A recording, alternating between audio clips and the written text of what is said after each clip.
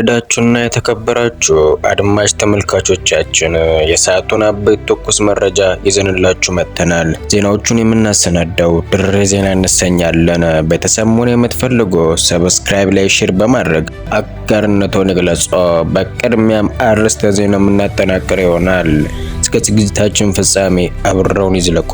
የአሜሪካ ጦር መርከብ በመካከለኛው ምስራቅ ወታደራዊ እንቅስቃሴ በማሳለጣቸው በማድረጋቸው ውጥረት ነግሷል። ይህ እንቅስቃሴና ግስጋሴ ከተለምዶ አካሄድ የተለየ ብሎም የጦር ነጋሪትን የሚያስቆስም አካሄድ መስሎ መታየቱ በተጨማሪም ለኢራን የብሳዊ ግዛት ተጠግተው በሳተላይት መታየታቸው ተገልጿል። ዝርዝሩን ይዘነዋል። በአንጻሩም ኢራን በአሜሪካ የጦር መርከብ አቅራቢያ ወታደራዊ ልምምድና አቋም መፈተሻ መጀመሯ ተመላክቷል። በዚህም በተጋጋለ ውጥረት ውስጥም አሜሪካና ኢራን በስዊዘርላንድ ጄኔቫ ለዲፕሎማሲያዊ ድርድር መሰማራታቸውም መቀመጣቸው ታውቋል። እስከ ዜናዎቹ ፍጻሜ አብረውን ይዝለቁ።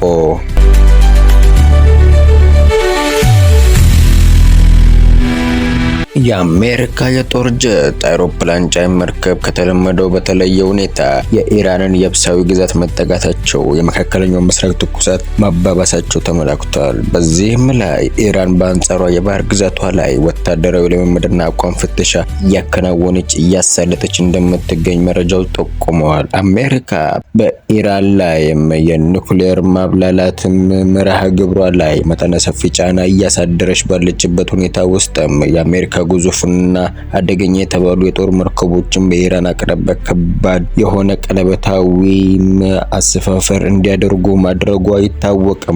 በተጨማሪም በዛሬው ቀን ወጡ ይፋ በሆኑ በሳተላይት ምስሎች የአሜሪካ ጦር መርከብ የኢራን ምድረ ግዛት በቅርብ መጠጋታቸው ተመላክቷል። መርከቦቹም ወደ መካከለኛው ምስራቅ ወታደራዊ ዘመቻ የተሰማሩ ሳምንታት ቢያስቆጥሩም በአሁኑ ሰዓት ላይ ግን በሳተላይት ቅኝታ ምስል መሰረትም ከፍተኛ መጠን ወደ ኢራን መጠጋታቸው ቀጠናዊ ትኩሳትና ውጥረት እንደሚያስከትል ዘገባዎች አትተውማል። በዚሁ ውጥረት ላይም የኢራኑ አብዮታዊ ዘብ በአገሪቱ ሉዓላዊ ግዛት የሚጥስ ጥቃት በደጃፍ ላይ ማቆጥቆጡን መንሰራፋቱን ተከትሎ ተመጣጣኝ ያጸፋ ምላሽ ለመስጠትም ቁልፍና ስልታዊ በተባለ በሆርሙዝ ሰርጥ ላይ ወታደራዊ ልምምድ አቋም ፍተሻ መጀመሩ ተገልጿል። ይሄም የኢራን ወታደራዊ አቋም ፍተሻ ልምምድ መካሄድ የጀመረው የኢራንና አሜሪካ መካከል ሁለተኛ ዙር ዲፕሎማሲያዊ ፍሰትንም ድርድር በጄኔቫ ስዊዘርላንድ ላይ በያዝነው ቀንም ይካሄዳል ተብሎ እየተጠበቀ ባለበት ጊዜ ላይ ነው ተብሏል።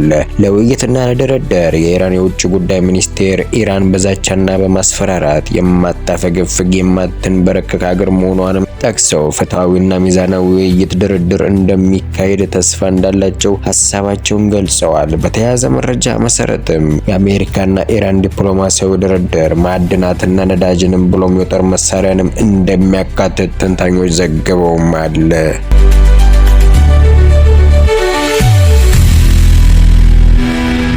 ኢራን በኒኩሌር ማብላላት ላይ ከአሜሪካ ጋር ከመግባባት ስምምነት ላይ በመድረስ የጋራ ምጣኔ ሀብት ኢኮኖሚያዊ ተጠቃሚነትን እንደምትላበስ የኢራን ዲፕሎማት ሀሳቡን ሰንዝረዋል። ይኸውም የኢራን ተፈጥሯዊ ገጸ በረከቶችን ነዳጅና ማዕድናት ከአሜሪካ ጋር በመደራደሪያ መልክ ማቅረቧ አሜሪካንን የተፈጥሮ ገጸ በረከት እምቅ የሆኑን ሀብት ነዳጅና ማዕድናት በመቀደም የአሜሪካን መግዛት ማባበል መቅደማዊ ሂደት ነው ሲባል ተመላክቷል።